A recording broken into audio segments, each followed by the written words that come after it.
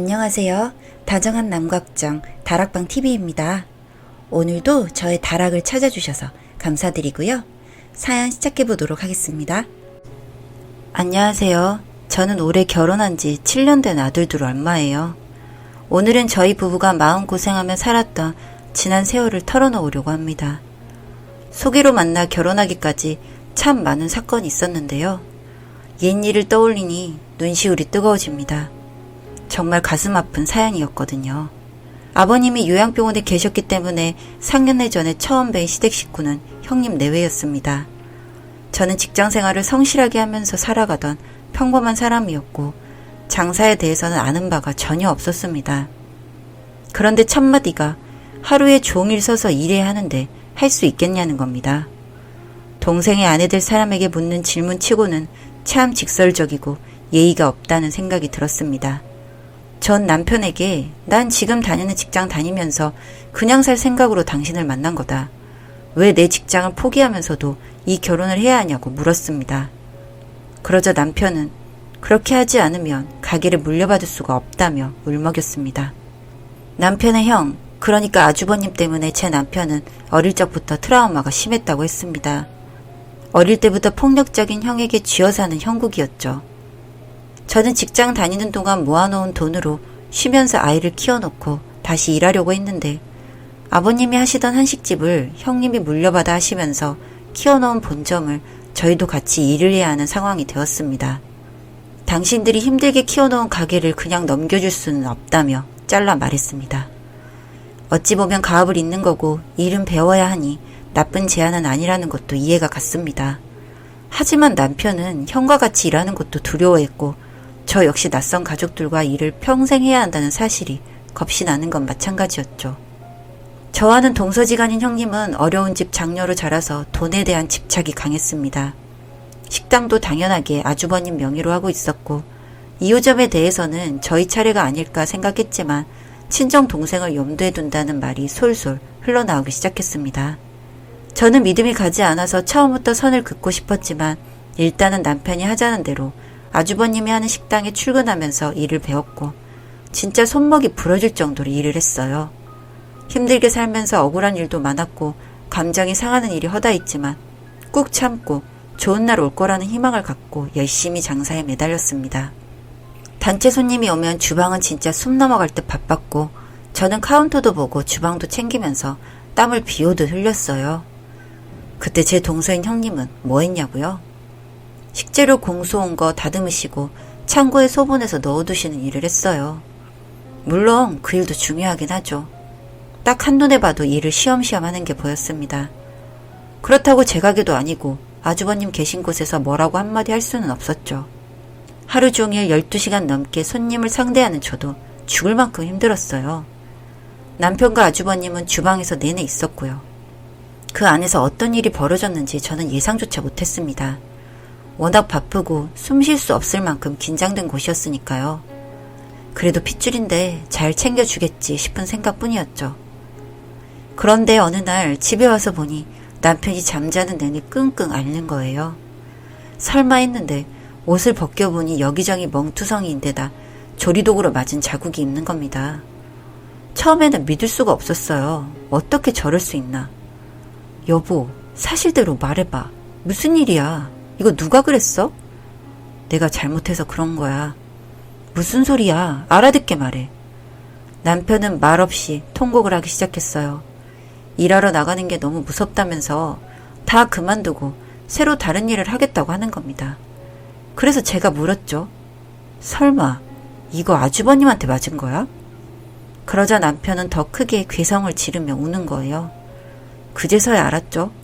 남편이 학대를 당하면서 일을 해왔다는 것을. 전 참을 수 없었습니다. 전 일단 증거를 잡아야 했기에 남편을 다독여 조금만 더 참자면서 다시 식당에 출근을 했습니다. 우리의 몫을 꼭 찾아서 되돌리고 싶었습니다. 그들이 눈치를 챌까봐 전 더 나긋나긋하게 형님 부부를 대했고 남편도 최대한 숙이고 들어가라고 했어요. 지금 폭발해서 싸움이라도 나면 아무것도 안 되니까요.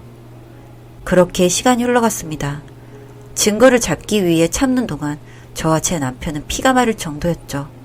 그러다가 알게 된 것이 새로운 지배인이 형님의 친정 동생이라더군요.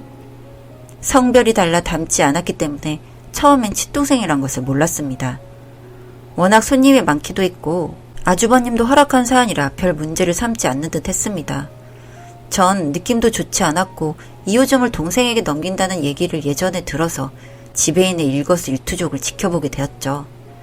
그렇게 지켜본 지 석 달이 되어갔습니다.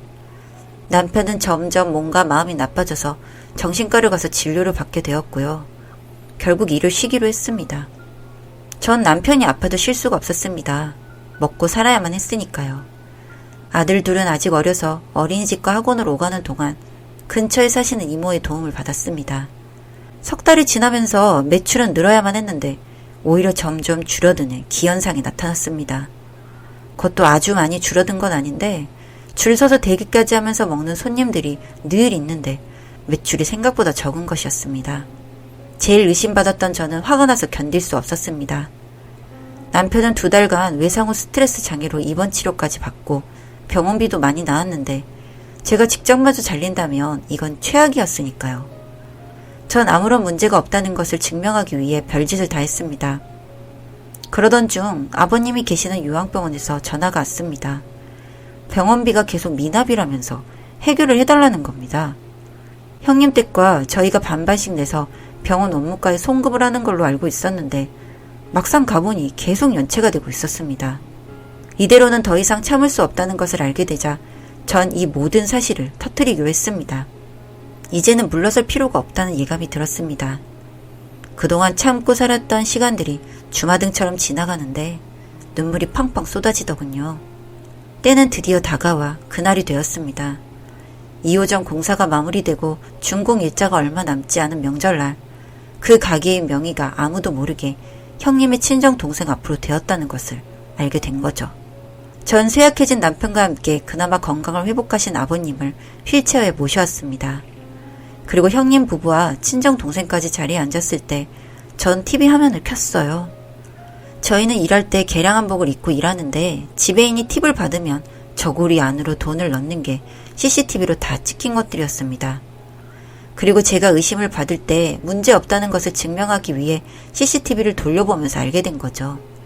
손님이 음식을 드시고 난 후 계산을 한 것과 실제 매출이 얼마나 차이가 나는지 그것까지 제가 다 적어서 아버님께 보여드렸습니다. 비록 말씀은 잘 못하시고 어눌하지만 장부를 읽자마자 아주버님께 내던지셨습니다. 미친 것들, 너희들 무슨 짓을 한 거야? 처남, 지금 이거 사실이야? 당신 어떻게 된 거야? 아주버님은 분노가 솟구친 목소리로 물었습니다. 처남이라는 친정동생은 얼굴이 파랗게 질려서 울기만 하더군요. 전 요양병원 입원비를 병원에 송금하지 않고 빼돌린 장부를 아주버님께 드렸습니다. 병원에서 계속 전화가 와서 제가 모자란 금액을 내고 있었다는 사실도 말씀드렸고요. 너희 둘 쌍으로 미친 거 아니야? 어떻게 병원비까지? 잘못했습니다. 저희 집이 너무 어려워서 부모님 모시느라. 여보, 그게 아니라 내 말 좀 들어봐요. 됐어. 필요 없어. 당장 여기서 나가. 어서! 형님은 친정동생이 빼돌린 돈을 다시 받아내고 형님이 동생에게 2호점을 물려주기로 한 약속은 없던 걸로 하셨습니다. 당연한 결과였죠. 그렇게 2호점은 저한테 남편이 운영하기로 했고 남편 명의로 해주셨습니다. 그리고 아주버님이 그러시더군요. 그동안 내가 미안했다. 고생 많이 했고 재수씨하고 한번 제대로 운영해봐라. 라고요. 저와 남편은 그 후로 2호점 가게 사장이 되었고 어려운 시절을 잘 참고 이겨낸 만큼 풍족한 생활을 하게 되었습니다. 집도 넓혀가서 아이들 독방도 하나씩 주고 이제야 숨을 쉬고 살게 되었습니다. 이게 꿈인가 생시인가 얼굴을 꼬집어 보기도 하곤 합니다. 그 일을 배우던 시절, 의심받던 시절, 정말 너무너무 지옥 같고 힘들었는데 정말 지금은 행복합니다.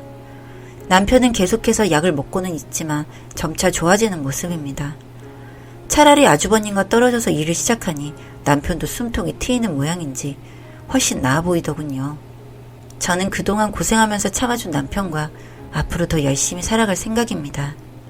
긴 글 읽어주셔서 감사합니다. 다정한 남걱정 다락방 TV였습니다. 다락방 주인에게 구독과 좋아요, 알림 설정으로 응원해주세요.